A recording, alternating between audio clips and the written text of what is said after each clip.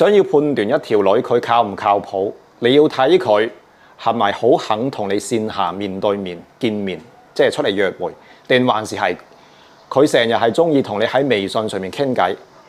傾好多，跟住你一約佢話見面，佢係唔肯出嚟嘅。